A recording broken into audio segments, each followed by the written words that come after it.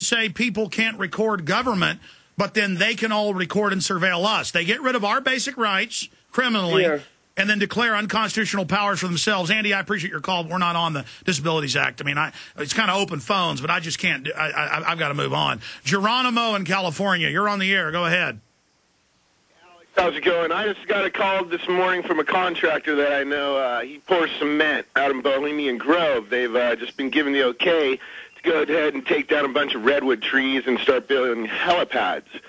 So I saw that in the news. So the elites can land in Santa Rosa and fly by helicopter out there to have their homosexual conservative orgies. That's right, Alex. It looks like now they're not going to have to listen to us or see us, see our ugly face. They'll just fly right in and go ahead and do their rituals and their little homosexual toys. So I just wanted to put that out to you. Thank you for waking me up.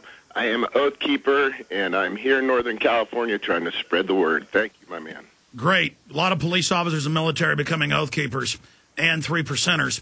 And again, I'm not bashing gay people. The point I'm making is Bohemian Grove is where your mainline Christian conservative leaders go on record to have top gay porn stars flown in to have drug-induced orgies. And it's on record. Again, it's a group of lawless lunatics who now want to record your children.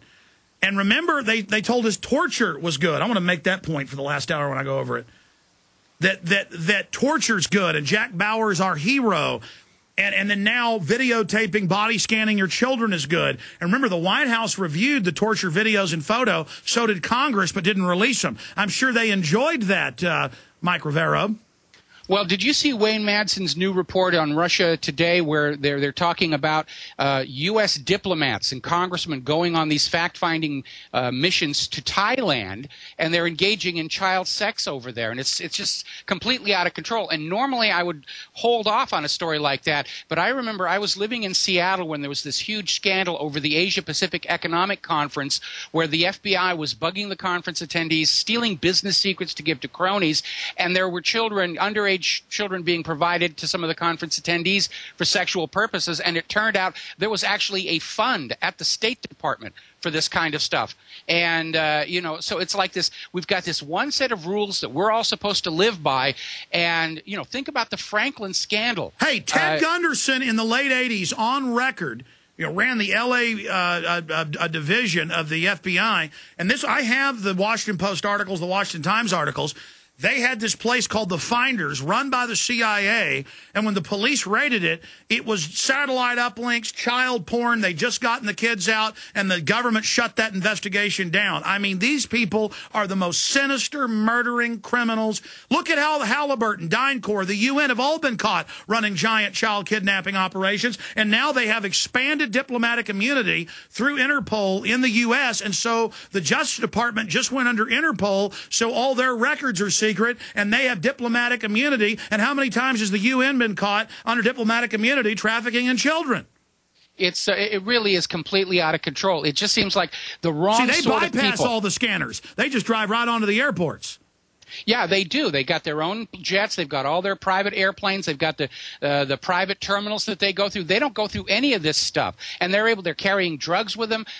Think Iran-Contra. It's open season on the American people. We're all being controlled and enslaved, so that the government, with their special access and their private access and their private security, they can come and go as they will. They can do whatever they want. I don't know if you saw this story where this mayor got caught on videotape stealing ladies' undies. The problem with political power is it's going to attract the wrong kind of people. It attracts the people who shouldn't have it, and we allow it to happen. How many scumbags in business and life have you ran into who just want to do bad, who just want to steal, who just want to cheat, who enjoy lying, who enjoy playing the victim, who enjoy manipulating people? That's what we've got, is a competition of the greatest scum to get into positions of power with each other, so the very worst get into control. Well, the problem is that, all of the rules and all of the morality is just something they see as being used to control the masses, and they never believe that it applies to them. They answer to a higher authority, or they think Adam Smith was absolutely right, that you can be a total greedy person and somehow you're benefiting the system as a whole. Obviously, looking at our current economy, that was completely false, but they still want to subscribe to that theory, just as they're still clinging to global warming. And it's all lies. They keep telling us that the economy's great. I have a stack right here. Reuters, U.S. growth prospects deemed bleak in new decade. Our GDP plunges. Personal bankruptcy filings rising fast to record level. Wall Street Journal. Economic Policy Journal. Robert Rubin, the main culprit. All hell could break loose because of huge government debt. They want a new excise tax. They want a new value-added tax. They have Glenn Beck calling for it, calling it conservative. We've got American job satisfaction falls to record low to only 45%. We've got editorial, hiding health bills behind closed doors, Washington Times, U.S. News and World Report, Democratic leaders plan secret health care reform deliberations. Everything's secret. Everything's criminal. They just do whatever they want. And they're telling us the economy's wonderful, as everyone I know is losing their job, getting pay cuts, everything's falling apart, and the media is saying, we're going to naked body scan you. What we have right now, the only part of the economy that looks good is the Dow industrial averages, and we're seeing more and more indications that that is being manipulated. The plunge protection team is in there. The U.S. government is buying stocks in order to drive up their value so they can use the Dow as a political banner. See, the economy is good. The Dow is up. If you're not doing well, it's your own fault. But they pumped 28+ trill. They just admitted $4 trillion more on top of the 23.7 trill. So it comes up to right at 28 trill. They've pumped 28 trill of our money into their own investments. That's absolutely true. And the AIG's, Goldman Sachs is keeping the bonuses. Obama promised he was going to get those back. Record profits. We get their internal documents, how they engineered the whole thing. McClatchy Newspapers admits it. I mean, this is hell on earth. They made a huge fortune helping to destroy the American economy. And, what is the goal here of the government? Are they trying to crash the U.S. economy? Yes, look at the UN saying they want to deindustrialize, paying to move steel mills and power plants out of the U.S. to India.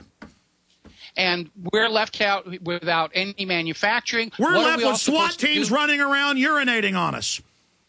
What are we supposed to do to pay our bills? That's the part that really makes it look like the government wanted the economy to crash. They want a rebellion. They want a rebellion. They want violence. They're going to get it. They're going to get it. I don't like violence, but it does seem like we're headed in that direction.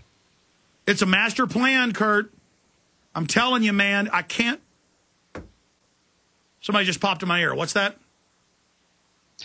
I was just thinking about sending a story to Kurt Nemo. That's why I called him Kurt. Yeah, I know. He's Mike Rivero.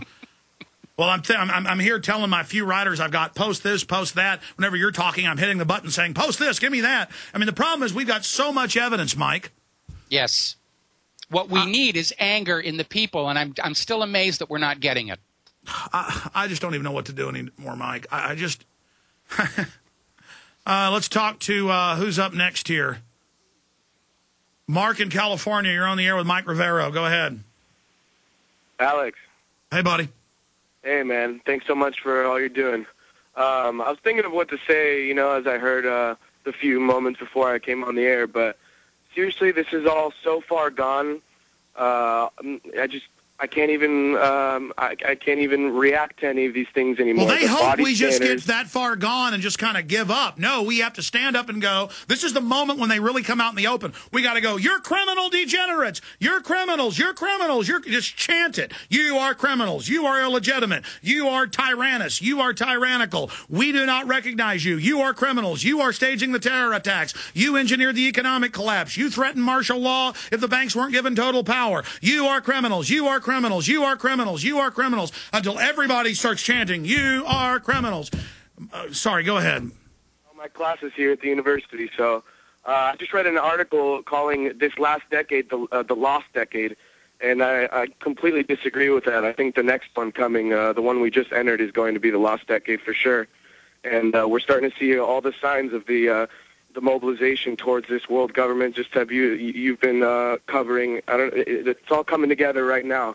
And it seems like world government is out in the open, and I'll be at the park with my kids, and some yuppie will walk over and start laughing at me saying, you're a kook. These fools have no idea what's happening to them. Mike Rivero, what do you call this sick psychology where people making $100,000 a year think they're part of the elite and think if they just psychologically buddy up to the tyranny and make a joke out of it, that it's somehow funny and cute? Well, I call it the good German syndrome, and, because there were people in Germany who all wanted to be cozy and buddy-buddy with Hitler. That didn't work out. Stalin used to call people like that useful idiots. Every society has them. They're in denial about what's going on.